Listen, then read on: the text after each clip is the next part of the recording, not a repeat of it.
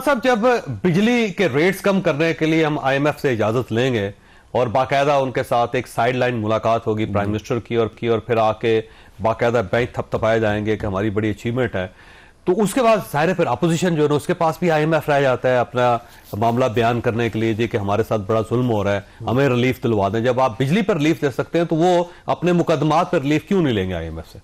नहीं, देखिए बात यह है कि आईएमएफ जो है वो एक लैंडिंग एजेंसी है इंटरनेशनल, जिसे पाकिस्तान की स्टेट जो है वो पिछले 30-40 साल से जो है वो बातचीत करती है मुख्तलिफ मामलात में। कभी वो हमारा कोई प्रोग्राम चल रहा था, कभी एक्सटेंडेड फंड फैसिलिटी चलती है, कभी स्टैंड बाय एग्रीमेंट चलता है, कभी कुछ और चल रहा होता है।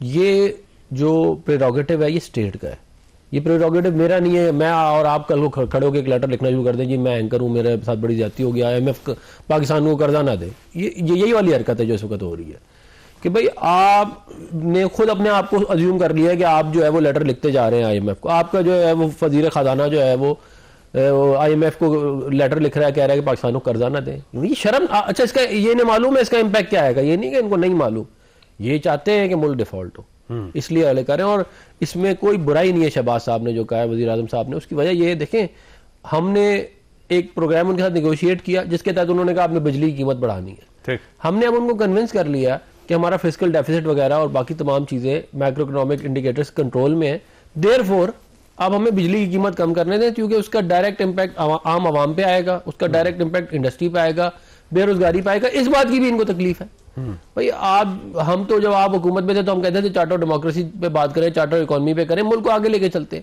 आप लोग जो है वो कोई कंस्ट्रक्टिव बात आप मुझे बता दें कि जो इन्होंने की हो, सिवाय इसके कि जी हमें रिलीफ दे दें वरना हम आईएमएफ को क्या कहते हैं। अच्छा शौकत साहब, ये एक परसेप्शन डेवलप हो रहा है कि आपको कंस्ट्रक्टिव काम नहीं करते बल्कि पाकिस्तान को नुकसान पहुंचाने वाले सारे काम करते, जैसे कि अब तीसरा खत लिख रहे हैं आप आर्मी चीफ को इमरान खान साहब। ये खतों के जरिए भी क्या स्टैब्लिश करना चाहते हैं? कभी आईएमएफ को खत, कभी आर्मी चीफ को खत।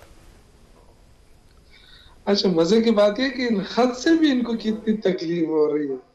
अच्छा देखें, मेरे भाई ने बताया कि ये खुद मुख्तार मुल्क है और हम खुद मुख्तार आवाम हैं, तो ये खुद मुख्तारी तो हमने देख ली ना। आपने खुद ही बता दिया कि बिजली की कीमतें भी कम करनी है, तो ये खुद मुख्तारी है हमारी कि हम पूछेंगे कि जी बिजली की कीमत कम कर दे कि ना कर दे।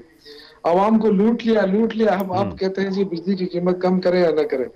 फिर उन्होंने कहा कि बड़ा शर्मनाक बात है, इतने जोर देकर कहा भाई शर्मनाक तो ये कि आप 30-35 सालों से इक़्तिदार में है दोनों पार्टियां, तो आपको शर्म नहीं आती कि आज फिर कशकोल फिरा के कर्जे मांग रहे हैं? तो ये किस मुल्क को आप किस तरफ, ये कितना अरसा आपको चाहिए कि मजीद आपको इक़्तिदार मिलेगा आप ये मुल्क को कर्जे से निकाल लें? हमारे 3.5 साल आप एक साइड पे रख लें, लेकिन आप लोगों ने भी तो 30-35 साल इक़्तिदार कर लिया ना, ये मजे ले लिए, तो ये कम से कम ये तो बता दें ना दोनों। और कितना ये मुझे आज तक समझ नहीं आई, ये 30-35 साल हुकूमत किसने की? ये 30-35 सालों का हिसाब तो दें। वो कह रहे हैं कि किसने हुकूमत किया 35 साल का, जरा हिसाब दे दें। देखिए, अगर 30-35 नहीं है तो 25 साल तो बनते हैं दोनों मिला के ना। अगर 3-4 दफा 25 साल भी नहीं बनते, 4 दफा उन्होंने लिया, दोनों मिलकर एग्जैक्टली आपको बता देता हूं कितने बनते हैं। जावेद साहब 11.5 साल तो ये कहते थे कि 11.5 साल बनते हो कहते हैं टोटल, और इनके 4 साल है, टोटल 11.5 साल है ना दोनों मिलाकर। सब कुछ मिला ले विफाकी हुकूमत जिस तरह मर्जी, और 4 साल आपके। चलो तो 11 सालों में तो आप कर्जे खत्म नहीं कर सके। चलो 11 साल भी आपको लग गए ना, अभी आप 11 साल और चाहते हैं कि ये कर्जे तब जाके पाकिस्तान को निजात मिलेगा कि नहीं? क्योंकि हमें तो ये अभी अगर अब मैं पिछले पे भी नहीं जाता हूँ, छोड़े ये जो आपने 2 सालों में 27,000 अरब का कर्जा लिया, आप मुझे बता सकते हैं कि ये कहाँ लगा? कितने इसमें पैसे आपने वापस किए कर्जे में? ये बता सकते हैं? आपके पास कोई सुनिए शौकत साहब, सुनिएगा मैं बताने लगे हैं कहाँ लगा। देखें, आईएमएफ प्रोग्राम पीएमएलएन की हुकूमत जो है वो कंप्लीट करके 2016 में गई थी, और हमने आईएमएफ को खैर बात कहा था। उसके बाद जो है वो एक तब्दीली आई इस मुल्क में, जिसने इस मुल्क की इकॉनमी के साथ जो कुछ किया वो सारे पाकिस्तान के सामने है, और उसके इम्प्लीकेशन जो है वो जो आए वो उससे सारे पाकिस्तान ने देखे। मतलब उसके अंदर कोई मतलब कि उसको कोई डिनाई नहीं कर सकता। उसके बाद हम 24,000 अरब रुपए पे कर्जे छोड़ के गए थे, इन्होंने 4 साल के अंदर वो 50,000 से भी ऊपर ले गए। जो इन्होंने काम किए वो आज तक जब आप इनसे पूछेंगे क्या किया, इनके पास कोई जवाब आपको तो बेहतर करना चाहिए।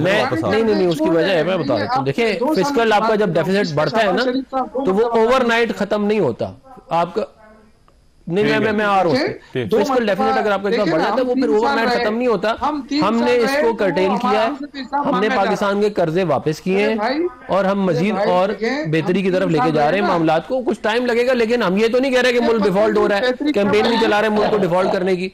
और जो आप कह रहे हैं कि खुद मुख्तारी जो है हमने गिव अप कर दी, तो वो तो आपके दौर में भी IMF प्रोग्राम चल रहा था, तब हम खुद मुख्तार थे, तब मुल्क ठीक था। ये कैसे हो सकता है? शोकत साहब, बात मुकम्मल कीजिए, मैं चाड़ी साहब की तरफ जाना है। आप नहीं, चौधरी साहब देखें, हमसे तो हिसाब मांगा जा रहा है ना जी। हम 3 साल 3.5 साल रहे, हमसे हिसाब मांगा जा रहा है, लेकिन ये जो 4 बारियां इन्होंने लिए उसका हिसाब नहीं दे रहे। और अभी जो ये मुसलसल 2 मरतबा प्राइम मिनिस्टर बने शहबाज शरीफ साहब, इन आने वाले सालों में ये निगरान को निकाले, बाकी तो यही रहे ना। तो ये जो 27,000 अरब का कर्जा ये कहाँ लगा, इसमें कितने वापसी की ये बताएं सर। वो बाकी छोड़े, उसमें आपने भी लिया, हमने भी लिया, चलो ये जो अभी साहब का दौर बताया ना। हाँ, तो आप बताएं आपने कहाँ लगाया ना। आप अपने 25,000 अरब रुपए का बताएंगे कहाँ लगाए। मैं आपको बता देता हूँ कि इस मुल्क की सारी मोटरवेज हमने बनाई है, इस मुल्क के सारे बड़े एयरपोर्ट्स हमने बनाए हैं, इस मुल्क के अंदर डैम हमने बनाए हैं, इस मुल्क में स्कूल बनाए हैं, यूनिवर्सिटियां बनाई हैं, हॉस्पिटल बनाए हैं। पता नहीं, आप बताएं आपने क्या किया है? हमसे आप पूछ रहे हैं। 13वां साल है खैबर पख्तूनख्वा में, आपका 13वां साल। अगर हमारे 11 साल ज्यादा थे तो 13 साल आपके हो चुके हैं। आप बताएं, आप कोई बंदा पंजाब चला जाए और कोई खैबर पख्तूनख्वा चला जाए कि मवाजना कर ले कि पंजाब में पैसे लगेंगे, खैबर पख्तूनख्वा में लगे, सारों के साथ दूध का दूध और पानी का पानी हो जाएगा। अरे भाई, आपने देखा जितने उसके टैक्स लगे हुए ना मोटरवे के ऊपर, आम आदमी तो जा भी नहीं सकता, गरीब आदमी। ये आपने किसके लिए बनाया मोटरवे? टैक्स फ्री में क्या कहते हैं, होगा क्या? मतलब हर चीज के अंदर कोई बुराई निकालनी है। वो सर आपके साथ हैं जिन्होंने कहा था, शेख रशीद साहब ने। वो शेख रशीद साहब थे, वो आपके साथ हैं। मैंने कहा ना, अब आ जाते हैं। देखें, ये जो इनको जो सबसे बड़ा गुस्सा है ना इस मुल्क में, आवाम के ऊपर जो गुस्सा ये निकाल रहे हैं, जो महंगाई मुसलत की है, जो अमन सूरत खराब की जा रही है, गुस्सा इस बात का है कि 8 फरवरी को हमें जो वोट पड़ा है वो यहूदी लाबी ने दिया। अब ये देखें जरा, इनकी सुने जरा कि यहूदी ला के हमें यहाँ जितवाया है, इतने ज्यादा सीटें दी है। तो भाई, अगर यहूदी लाबी ने यहाँ आकर हमें जितवाया तो इसका मतलब है कि जो आपकी जो निगरान हुकूमत है वो तो बड़ी नालायक थी। फिर तो उसने फिर यहूदी लाबी को नहीं रोक सके वो, यानी पाकिस्तानी आवाम जो है वो सारी यहूदी लाबी है। जो इस वक्त तो 70% वोट जो है वो तारीक इंसाफ को आवाम दे रही है, तो आपका तो 30% भी नहीं बनता है दोनों पार्टियां मिला के। तो इसका ये इसका क्या मतलब हुआ? आप पाकिस्तानी 70% कैसे वोट हो गए सर? 11 करोड़ में से 2.25 करोड़ पड़े। वो कहते हैं 11 करोड़ में से 2.25 करोड़ वोट पड़े हैं, 70% कैसे हो गए? ये नहीं तो आपको कितने पड़े हैं ये बताए ना। हमारे पास तो निशान भी नहीं था। 35 1 करोड़ 35 हमें पड़े, निशान भी नहीं था। इसके बावजूद सबसे बड़ी पार्टी तो है ना पाकिस्तान की, सबसे बड़ी पार्टी कौन सी है पाकिस्तान में? नहीं, ये बताया सबसे बड़ी पार्टी थे तब आप हमारी सुनते। और इसके बाद इससे पहले हम सबसे बड़ी पार्टी थे, आप हमारी सुनते थे। एस्टेब्लिशमेंट हमारी मुखालिफ, 2018 में हमारी मुखालिफ। एस्टेब्लिशमेंट, इलेक्शन कमीशन, तो ये साबित हो गया कि एस्टेब्लिशमेंट जिसके खिलाफ होगी वो नहीं जीत सकेगा। आप हो या ये हो, जीत जाएगा, हुकूमत नहीं बनेगी।